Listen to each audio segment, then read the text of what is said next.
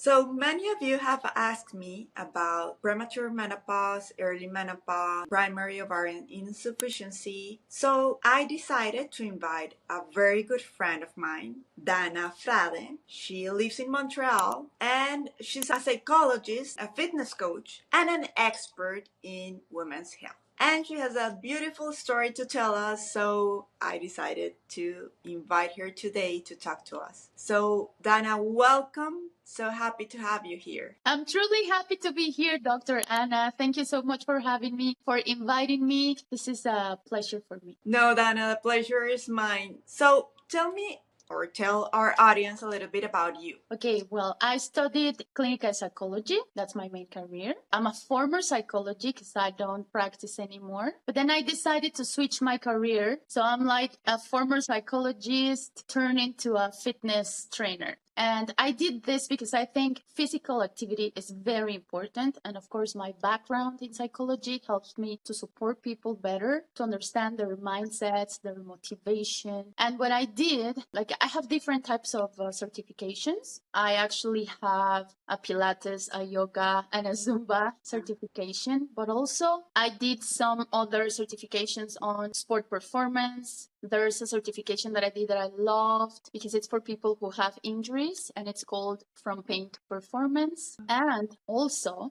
last but not the least important, the women's health certification that I got. I specialize myself in menopause health. So I help women in perimenopause, postmenopause, like just to understand the hormonal imbalances and why their biology is the way it is and why the body's changed so much. That's amazing. We need more women involved in all these topics or helping women like you to thrive during this middle age. I know you had a difficult transition lately. So what do you tell us a little bit about that? Yes. The reason why I did this is because I was diagnosed with primary ovarian insufficiency, which is the thing that led me to study the women's biology a little bit more. Because honestly, I didn't know anything about menopause, like anything important, anything more than what we know, like in the surface. And this condition, you can, as a doctor, you can tell us more about it because it was very hard for me to understand what was going on because I didn't have a clear idea. We don't have access to this information. It's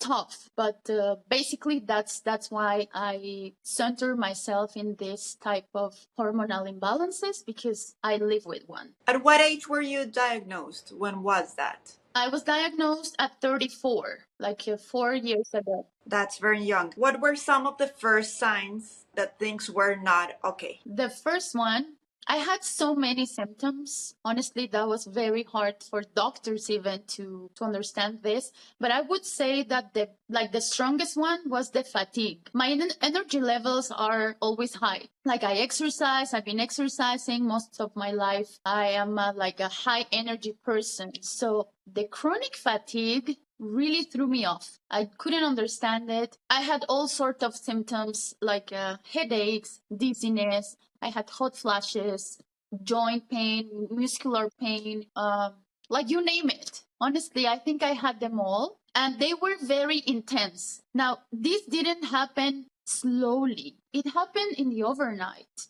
Like all of a sudden, I was suffering all of this. I couldn't understand. Like for somebody who moves, who exercises often, who has a clean diet, I'm very good in nutrition, nothing restrictive, nothing crazy. I always enjoy like food, exercise. So it was something really weird, like unexplained, but especially the fatigue. Like I would say the fatigue was what really killed me the most. And how long did it take for you to get a proper diagnosis? 2 years. Wow. Doctors couldn't find what was going on for 2 years because when I came to their offices and I saw specialists, I saw not only GPs, not only like family doctors, I saw gynecologists, I saw endocrinologists. They were telling me that I was too young for these symptoms. Because when I looked them up, I was like, okay, this is menopause. And they were telling me like, no, you're very young for that. This is for women over 50. They were saying that they could be explained because of the COVID vaccine. Like I had the second shot and everything started to change. My menstrual period, my period started to change. I had like irregularities. I had it less often. And I have to say that I never struggled with that. I never struggled with PMS. It was very mild for me. It was like not a problem. So they said that, and it was true because I looked it up, and some of the side effects from the COVID vaccine was this: fatigue, irregular periods, things like that. So they said to wait. They told me wait 6 months and then we're going to see what's going on. But 2 years passed and my symptoms were just increasing. They were worse and worse until the point that I got diagnosed, well, misdiagnosed with a brain tumor because of the dizziness, because of the headaches. My blood work, now that I look at it, it's clear that I was into primary ovarian insufficiency. But for some reason, they didn't point it out until I saw a different doctor. I also saw a functional doctor, and then I started just to put the pieces together. But they never explained to me that there's different types of menopause. And this one is one of those. Yeah, that's so scary. I mean, that story, every time I hear you say it, it's very impactful because you cannot imagine someone having to deal with that kind of a stress. You're not feeling well, but then you're getting all this misinformation and misdiagnosis. That's huge.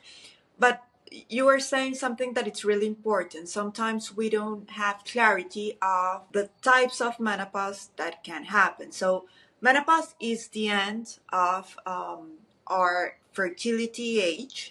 Yeah, and it's usually defined as 12 consecutive months without a period. That usually happens between 45 and 55. The average age is 51, but in between that range is normal. When menopause happens between 40 and 45, we call it early menopause. And when it happens before 40, then we're talking of a primary ovarian insufficiency, which is your diagnosis because you were 34 at that time, right? Yeah. So that's important for people to understand. Menopause is a natural process where your hormones start to decline, where estrogen starts to decline, and you get all these symptoms. And it's natural in terms of what we know today of human and women reproductive life. Not all animals go through menopause, but humans and a couple of other big mammals do. And we consider it normal. But having it before 45 and especially before 40, it's not normal and it needs proper care, diagnosis, and treatment. What were the treatment options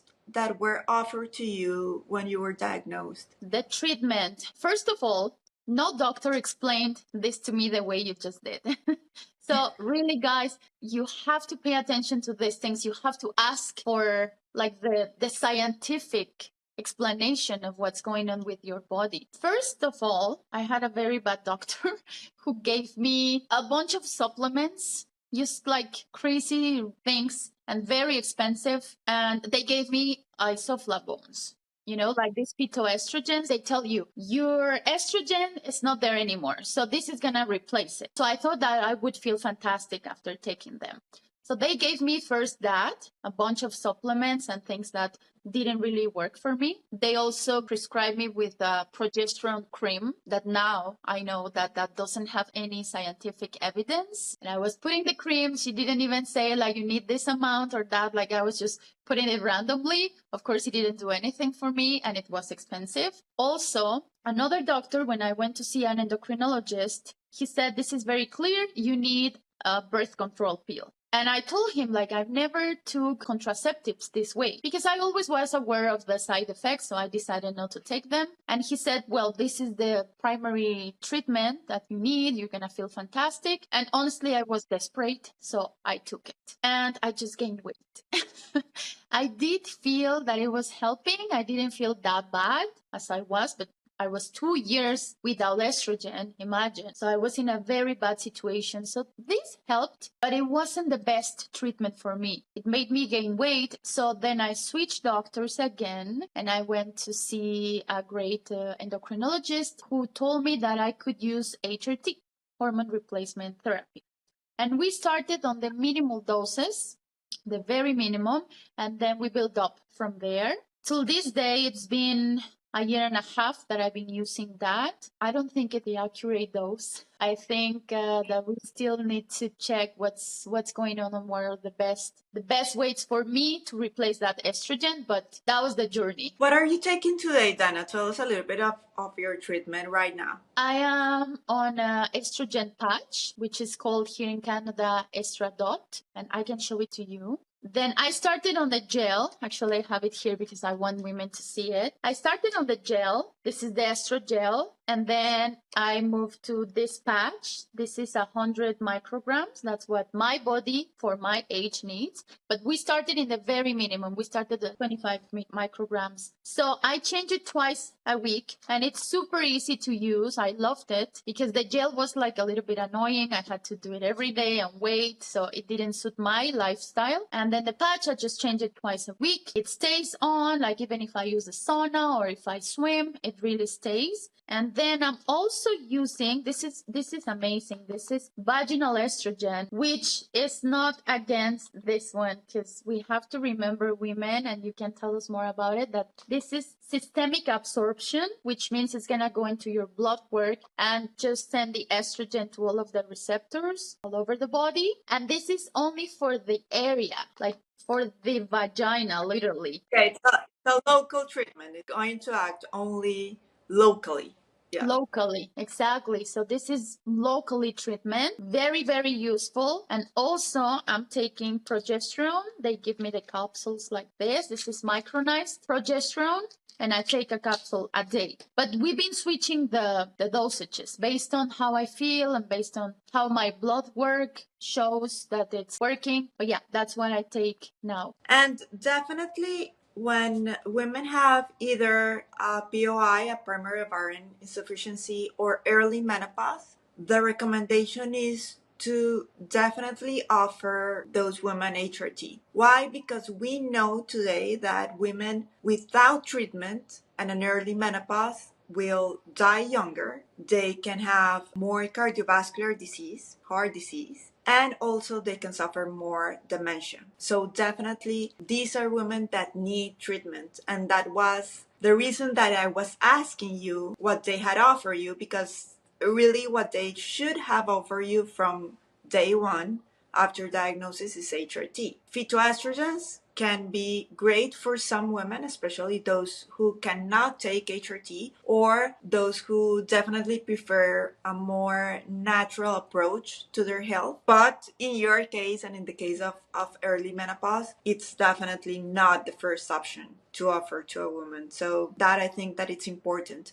Also, a little comment on the vaginal estrogen. Today, we know that vaginal estrogen is safe for almost, we can say, every woman, even women that have had breast cancer, older women, women who have had other types of cancer. I mean, it's very, very safe because it acts only locally, and it can really help with all the sexual issues and all the genitourinary syndrome of menopause, which is very common and that it usually can give people a lot of symptoms, frequent UTIs, pain. So definitely something to consider for every woman because it's very good and very safe. Yes, exactly. Because actually, they didn't tell me this. Like the moment they just gave me the systemic one, I still had issues down there. And I was like, what's happening? So then the gynecologist told me, okay, you need this replacement. And I read about it and I said, exactly, this is it. Because for some women, it's not going to be enough just having the systemic treatment. And they don't tell you this. Like, it's just, you have to advocate for yourself. You really have to be informed and then go and ask the doctors, because unfortunately the system it's made in a way that is just there to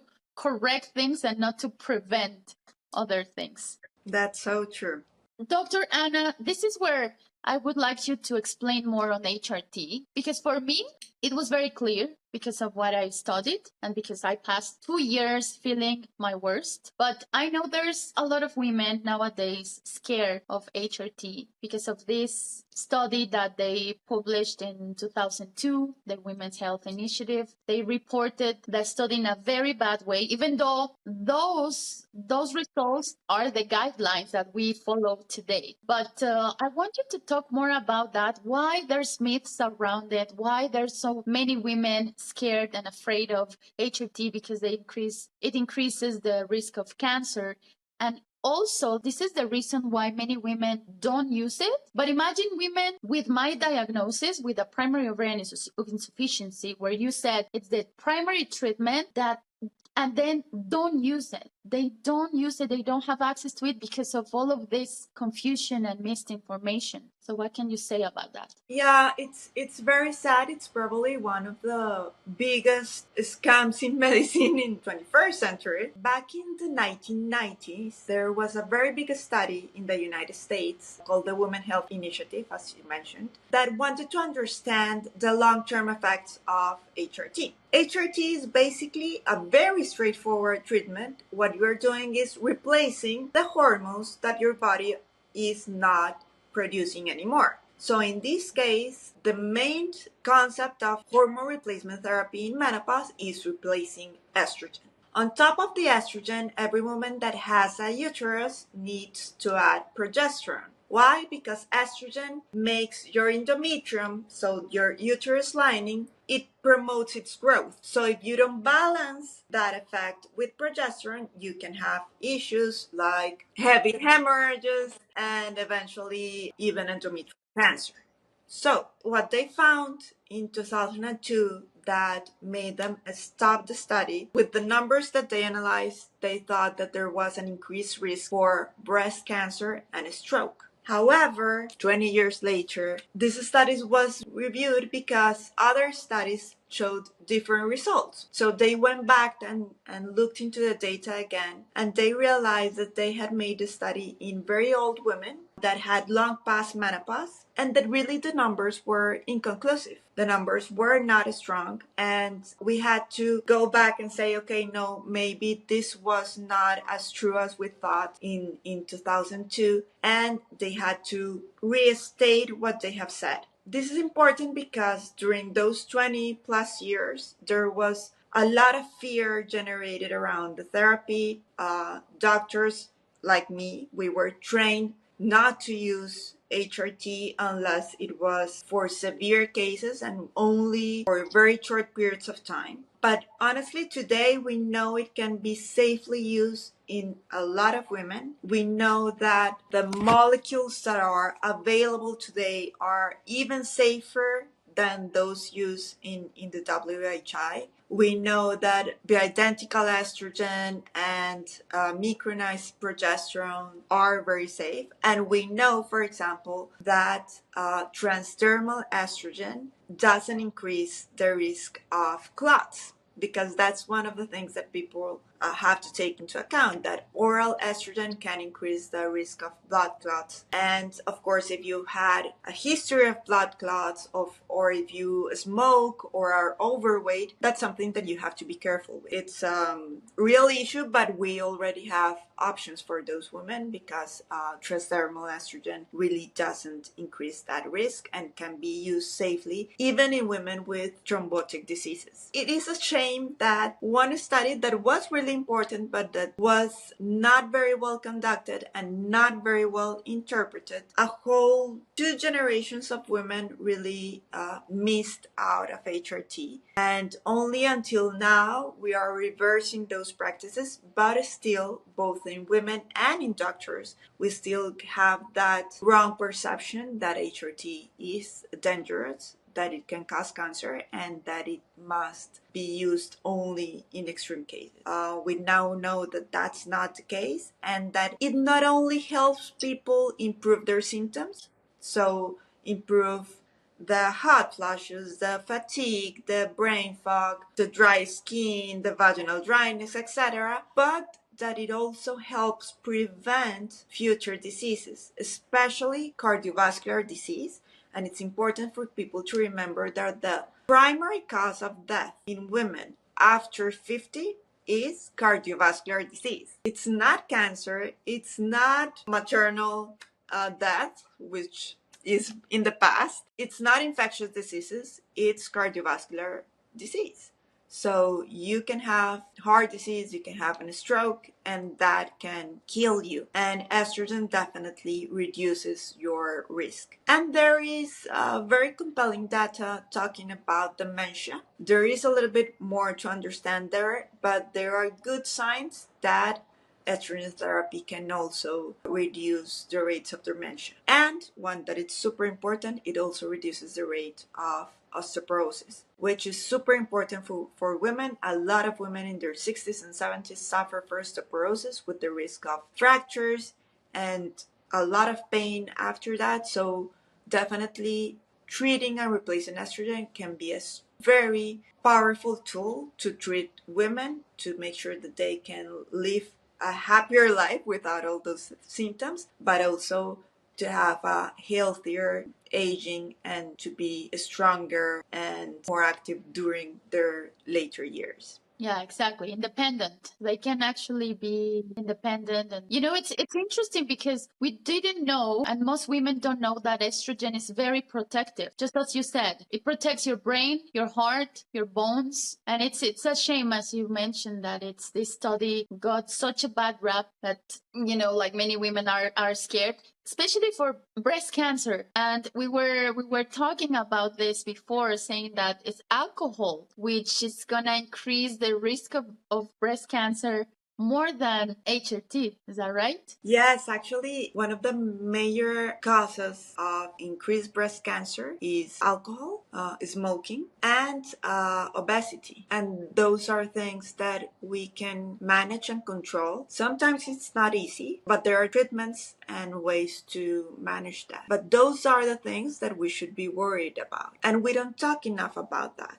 We are always talking about how breast cancer has increased, but we don't talk about the fact that women die less of breast cancer today than 10 or 20 years ago.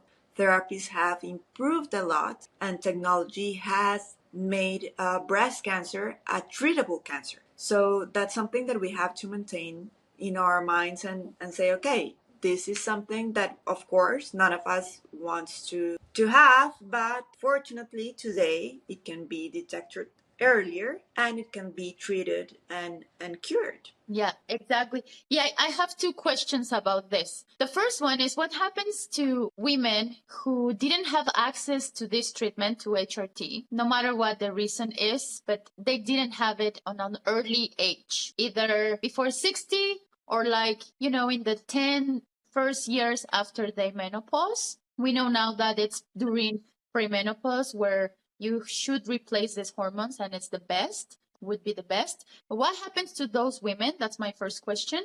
And the second one is, what are the non-hormonal treatments available for women who are not a candidate or who just, they decided not to take HRT? So as you said, HRT, the best moment to start HRT is in the first 10 years of menopause or before even having your proper menopause. That's the best moment to start therapy. However, today we know that a lot of women didn't have hormone therapy because of diverse reasons, but they still have symptoms, because that's the other thing that people fail to mention. We think that you go through menopause and it's over, your period is done, and your symptoms are gone, and that's not true. Women can have symptoms like hot flashes even 10 years or 20 years after they have their menopause. My mother, she's 76, and she still suffers from hot flashes. Wow.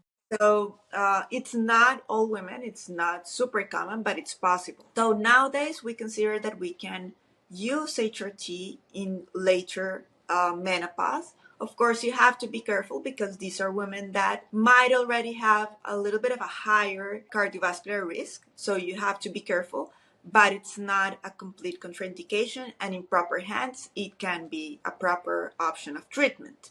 Now, some of these women, they find it a little bit difficult to start because some of their estrogen receptors have been lost, and the effect of estrogen can be diminished compared to someone younger. However, again, proper management, they can feel better and improve their symptoms and have that protection that you were talking about, and that's a good thing. Now, some women, for example, those who come to a later age without HRT, women before menopause, in their perimenopause period, or women that frankly decide that they don't want to have HRT for any reasons, and I think that their needs and preference are to be respected. There is a big alternative that it's one that you mentioned before, and it's phytoestrogens. Phytoestrogens, as the name says, it's an estrogen that occurs in nature, in plants, and that it's similar to human estrogen. It's not exactly the same, but it's very similar. And it can act on estrogen receptors and improve some of the symptoms, like the hot flashes, like the sleep difficulties, like the brain fog, like the mood swings, that can improve with those phytoestrogens. Most recognized phytoestrogen is soy.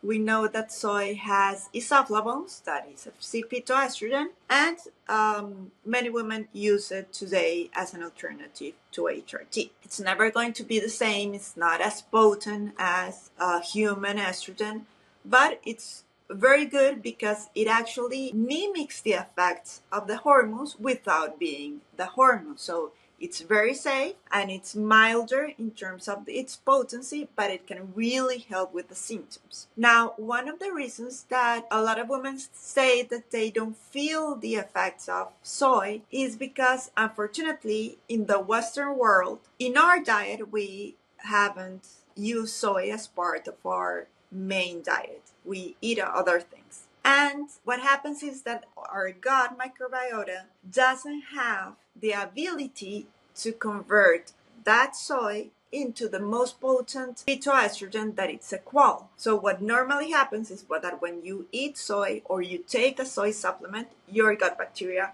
turns that substance, the henistein and the genistein in soy, they turn it into a qual. Unfortunately, we don't have that ability. That's very different in Japan or in China, where they are used to eating soy since they are little kids. And that's probably one of the reasons why women in Japan, for example, suffer menopause in a very milder way compared to us. So they have, the Japanese and the Chinese women have milder symptoms of menopause compared to white women and Latin women, for example, that have usually very severe symptoms. So an alternative to that it's already available in the US, is trying the supplement of a qual. So it's already ready for your body to use, and you jump away that step of processing the soy, and you get the actual ingredient that really can help in a very interesting way to improve your symptoms. This is interesting because I think if we look at the non-hormonal options, you're going to find a bunch of variety of supplements, but like, you're the doctor here, like, can you tell us more about that? Does that work? Are they really doing something for these women in need to replace the estrogen? I know that you were telling me before about this supplement that you designed.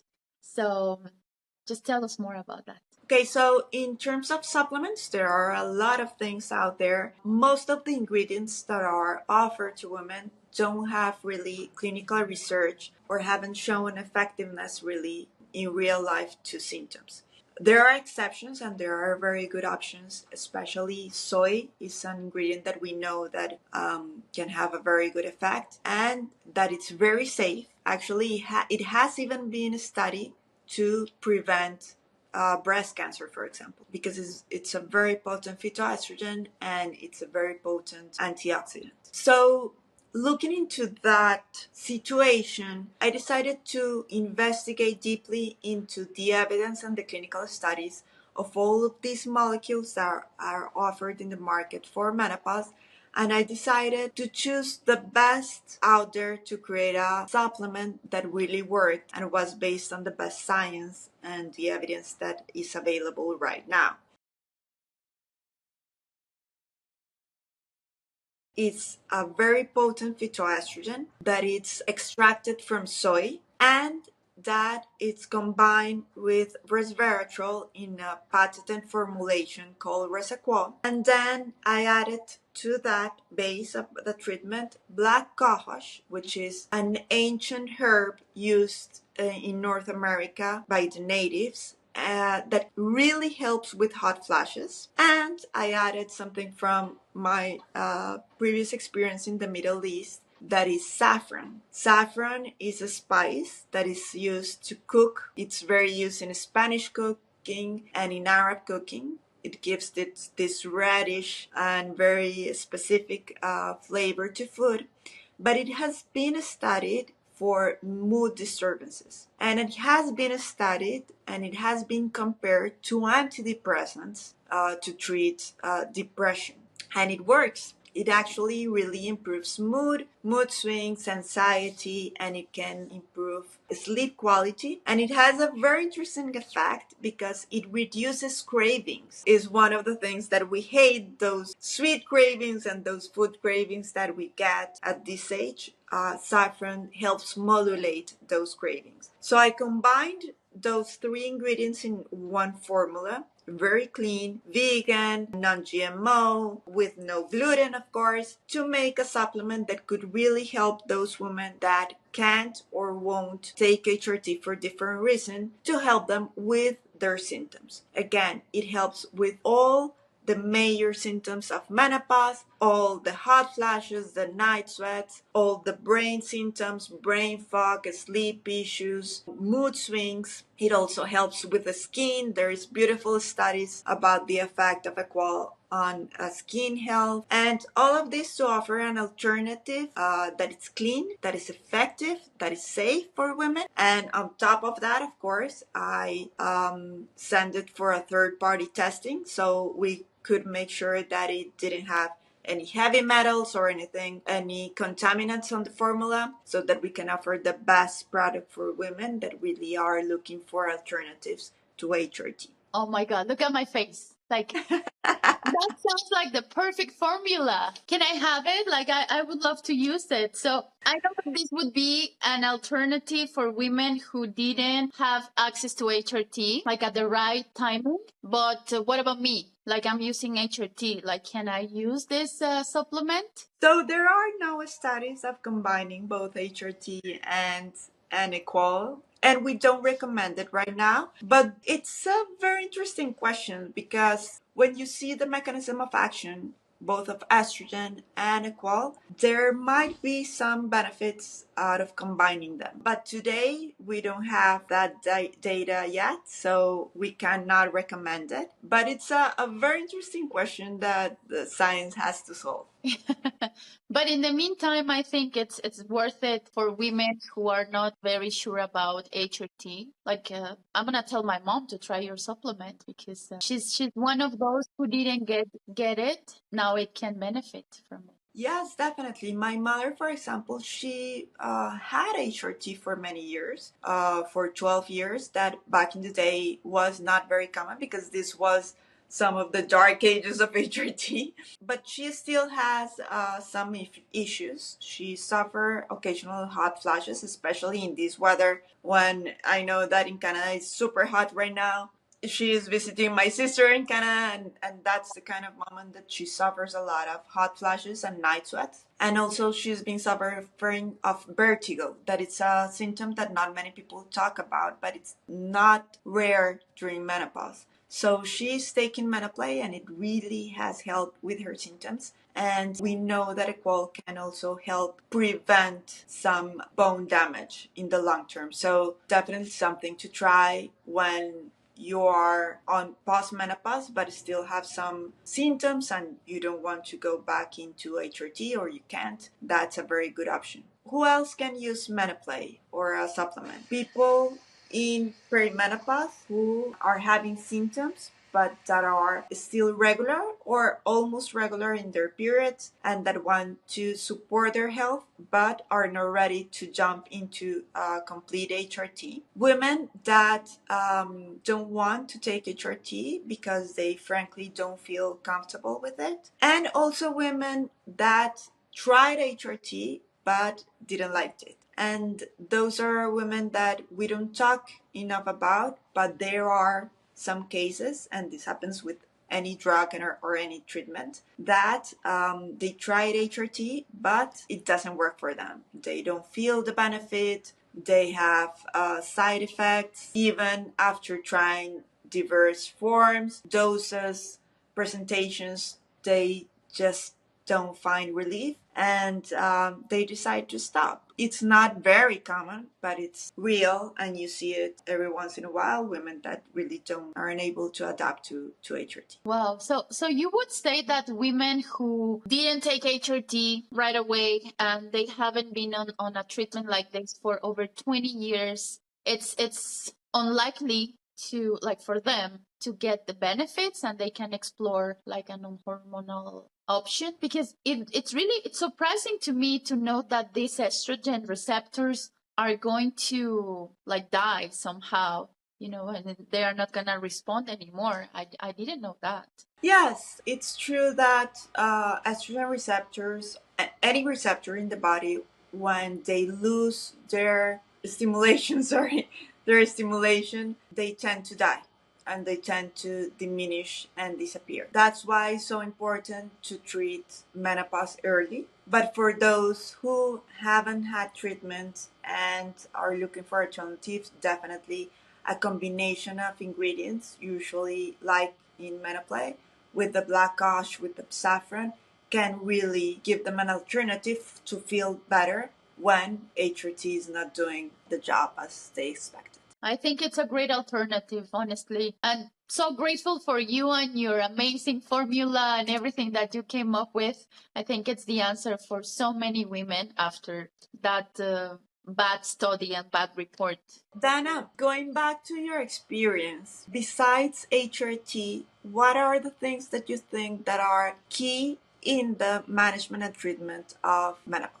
I think lifestyle, nutrition, like lifestyle changes, nutrition, exercise, of course, having the proper treatment, either HRT or something that it's non-hormonal, but basically nutrition and exercise. I think those are the keys, because it's important to remember that one doesn't work without the other one. We have to look at it as a toolkit, and you have to make sure you're using every single tool just to get better results. But I would say that it's exercise. Honestly, that was the one thing that helped me to go through all of this imbalance. And of course, nutrition, like just clean, proper nutrition. That's going to make the big difference in the long run. Yeah, definitely. We know that exercise and physical activity is probably the strongest tool that we have to age better, to feel better, and to improve our health and our mental health.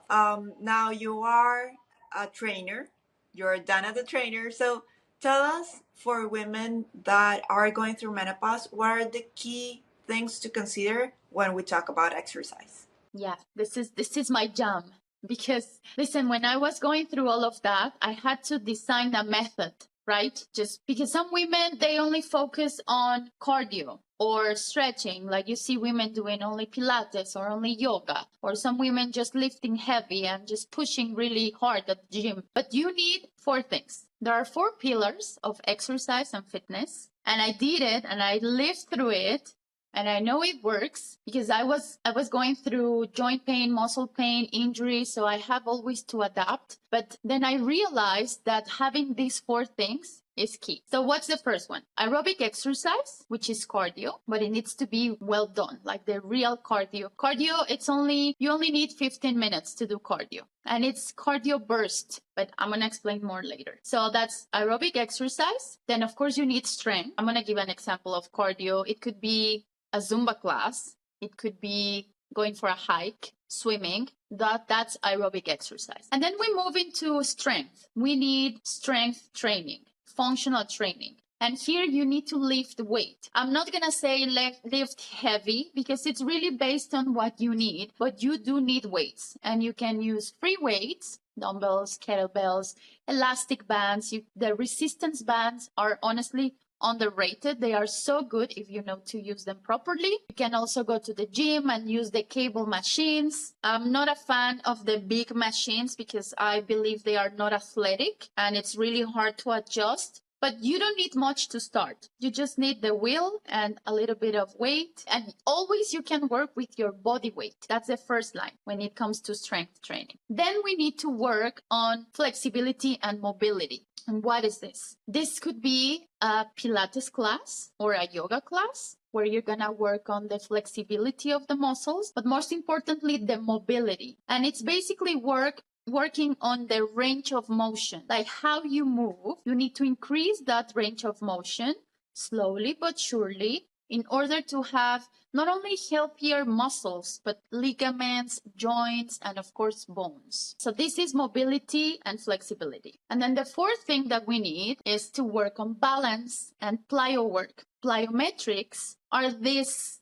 explosive movements that most of them involve jumping, but here I have a lot of people telling me, oh my god, no, my knees are gonna hurt, I can't jump, this is not gonna be good. But it's actually the opposite, and it can be done in many different ways. You don't need to jump.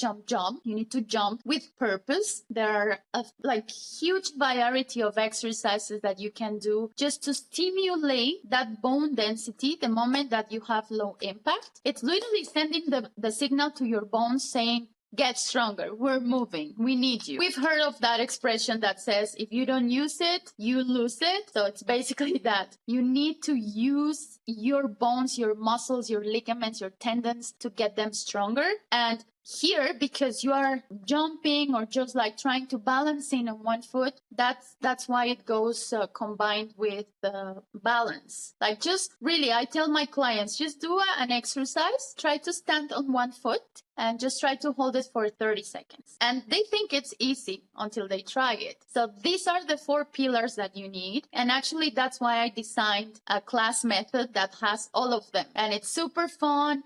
You don't need to spend 3 hours at the gym. You don't need to train every single day super hard. You just need to have a program. You need to have structure. But most importantly, you need to enjoy it. You need to really enjoy what you're doing because it's doing something good for you. But that happens with practice. It's going to come. The more you do it, the better you're going to feel. But it's basically that, like for women at midlife and the perimenopause transition, it's very important to build strength. We have a lot of information on muscle. We know that it's the organ of longevity, and we often forget that we need to work for that. But having those 4 things, honestly, they are going to start to see results, but they are going to start to feel better, more energized, happier. We know that exercise has a lot of impact on mental health, and that's it. And honestly, it's free for everybody. It's available just right there. They can start just now. Definitely, that is so true, and I want to repeat this because it's so powerful. The most important thing that you have to do to age better for your physical health and your mental health is exercise. So let's repeat those 4 pillars. Aerobic exercise, cardio, strength, which is with weights, but you can start with your body weight. And it's basic exercises like squats, lunges, push-ups, and there's variations for that, planks, that's strength. Then we have flexibility and mobility, which can be a Pilates or a yoga class. And then we have plyo work and balance, which are like mobility drills, but with explosive movements. Exactly. So you are doing cardio for your heart, weight for your muscles and your bones, stretch and mobility for your joints and again your muscles, and balance is the fourth one. Yeah, and plyo work, plyometrics. Exactly, which is so important because we know that older people fall and is one of the major causes of disease and even of death in the elderly, falling down. And we don't talk enough about balance, and it's so important. So definitely four things that we need to do to make sure that we age well. Yes. The key is to have a structure. Like start with a warm up, and you can incorporate in 40 minutes, in an hour, the four things. So warm up, then do the strength training, which is gonna be the weight that you're gonna do at these exercises. Then you're gonna do mobility, either in the warm up or the stretching, stretch mobility. And then at the end, you can add a little bit of cardio burst for the plyo work. So yeah, very, very easy. I say it's easy, but trust me, it is easy. We need to follow you to learn more about all of the things. Dana, besides your HRT, what other supplements are you taking today? Ooh, supplements. That's an interesting topic. Beside having HRT, myself, because remember, I tried different supplements and then at the end, I just kept the ones that I know that are good for me. So I take omega-3, vitamin D with K, because I live in Canada and we don't have enough sun exposure. But remember that D needs to be taken with vitamin K. I take probiotics just because it really suits me, and that's the first thing that I do in the morning, probiotics. Then my favorite ones are creatine, protein powder, very important because it's a great tool for me to reach my protein intake, and magnesium. Yeah, magnesium. This is also good for bone density and muscle repair. So those are the things that I take because that suits me best and I just feel great with them. It is a very good combination of things that you have there. I think that I would divide it in two things. The things that every woman needs in terms of longevity, and that for me would be omega-3. Healthy fats are key for cardiovascular and for mental and brain health. And definitely vitamin D with K2. Let's remember the vitamin D, it's like a hormone, and it helps not only with bones but also with immunity. And there are a couple of new things coming of brain health there too. Always combining it with K2 because vitamin K2 makes sure that the calcium gets to your bones and it doesn't go to your arteries. So that's why it's so important to combine them. And then magnesium, which is one of the most frequent deficiency that we see in people today, and it's so important for all metabolic reactions, and it helps both muscles and also brain. It helps relaxation, not only in the muscles but in the brain too. So those three I think that every woman should take. Then you mentioned creatine. Creatine, it's very interesting because it helps with muscle building, which is very important as we age, because we lose muscle as we age and we need to preserve as much muscle as we can. So creatine is great, and they have discovered that it can also help with brain health Cognition, yeah. and with mood. So I think it's a very interesting add up. Some people feel a little bit bloated at the beginning and they feel some intestinal issues with creatine, but most people after a couple of weeks they feel better, and it's very, very useful. And you mentioned protein, which of course you can get from your diet, but if you feel like you're not taking enough protein in a day, a protein shake or a supplement with high protein, or even these foods that come with extra protein. So for example, you find yogurts with extra protein, that's very good to achieve your protein daily goals. And probiotics, that's a very interesting one. I always say that the first thing that you have to do for your gut is to eat fiber, and that's in fruits and vegetables mainly, but also you can take fiber in a supplement, and to eat the rainbow. The more things that you include in your diet, the best for your gut health. Now, probiotics can help with that, can help improve your digestive symptoms, especially if you have bloating, if you suffer constipation, if you suffer from IBS. Good quality probiotics can really help with that. Yeah, I think that that's mainly what all women need. Then you can find some supplements that help with some symptoms. For example, sleep, that is one of the main concerns of many women our age, that they either have difficulties falling asleep, where we could recommend, for example, a low dose melatonin, 1 milligram, it's enough, and it can really help you fall asleep easier. Or if you have issues because you wake up in the middle of the night, things like glycine, 1 gram of glycine, or even 2 or 3 grams of glycine, depending on what you need, can really help you go straight over the night without those awakenings and having a very good quality of sleep, which is key for health too. And you know what? I think when it comes to supplements, it's very important that you look at it as like a personal thing, because it's case by case. Like in my case, I take the probiotics because I have bloating issues that only got solved taking a probiotic. Also, omega-3, I take them because my diet it's not really rich in seafood. I'm not a fan of seafood, so this is something that is going to be even better for me and not that costly than just buying things like lobster or salmon, like I can just get it from the omega-3. But like what I suggest, and I tell this to my clients, is don't take things that you see there on social media. Know what you're taking. I have a lot of information on my Instagram page for them to learn. You have guides on what supplements are, so they can actually go and learn. I love to have this conversation with you, and I love what you do because I find your content educational, and that's my goal with my clients. I want to give them the information, like the scientific evidence, so they can make informed decisions.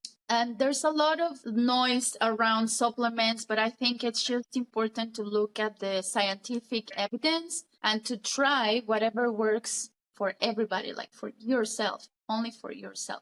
So true. We shouldn't just run to take any supplements that someone says on social media. We have to understand what we need, what we want, and then choose from a toolbox what really can work for you according to science and also according to how you feel. For example, when you talk about sleep supplements, some people have great effects with melatonin, some people don't tolerate it, and that's normal. But there are alternatives, and you can try and choose what works for you. Yeah, especially to know what's the supplement for and the portions, like what is the amount that your body really needs. Because I see often supplements, and I think you have lots of videos of this, where they don't even have the minimum amount that the body requires to get a benefit. So at the end, you just ended up, well, you end up buying stuff just for nothing. So just really, really learn about what is the supplement, why is it for, and why you need it.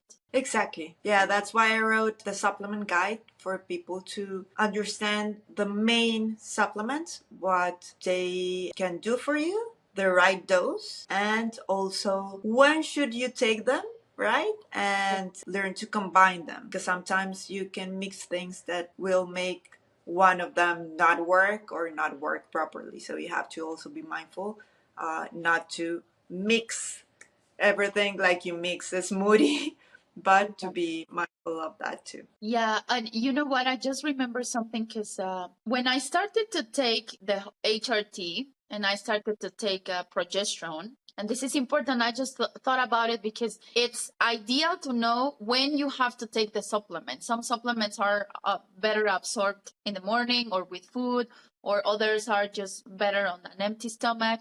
And when I started to take the progesterone, you have to take it at night because it relaxes you and helps with sleep. So one day I forgot to take it, and my doctor told me the moment you remember to take it, just take it to the next day. So I was gonna work, and I had like a break at midday, and I took progesterone. And you know what happened to me? Like I was very sleepy I couldn't focus. I felt dizzy. I was like, oh my God. So now this is medication. And I know that for some people, they have also to take into consideration the medication they take. So it doesn't have any effects on the supplements that they can take. So as you said, this is in your mini guides. Like I know these things because I lived it, but also because I studied them. Like I think I didn't mention that I did my menopause certification, and I have certifications on supplements and adaptogens that I think they are getting very popular.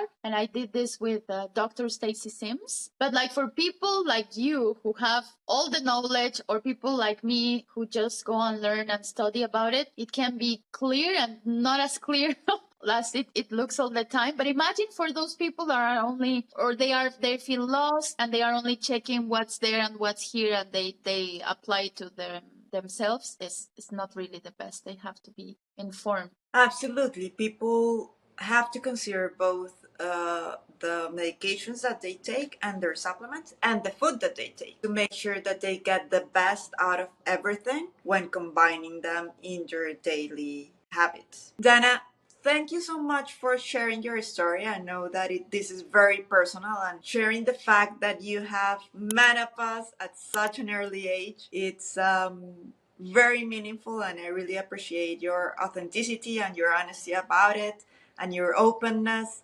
Thank you so much. You look great, so I can tell that everything that you're doing to keep yourself healthy is working. So thank you for that too, for sharing what you are doing and how you've managed to be successful in that. So thank you so much again for your generosity, and I hope to have you back to talk more about exercise and all the things that you do. Thank you so much. Thank you. It's my pleasure, honestly. Thank you for creating this space. This is actually the first time that I talk about this condition, because I find that many people don't understand it. Many people are like afraid or don't want to talk about it. It's a taboo these days, unfortunately. So thank you for creating this for everybody who's watching. I hope that this helps them and gives them more clarity in this journey. It's not the end. It's just the start of so many great things ahead. And just, it's about to find the right people, just like we found each other, and to find the right information. I really, really suggest you go and follow Dr. Anna. You can see for sure the social media is going to be here. You can follow my page for more exercise advice and fitness and wellness, nutrition. We have to create more episodes like this, because I think there's so much more info that we can talk about, just for women to feel more comfortable with this topic. Thank you. Dana, definitely you have to follow Dana the trainer for exercise, fitness, and a lot of positive vibes. And you can follow me for more advice on menopause, health, supplements, and a little bit of fun too.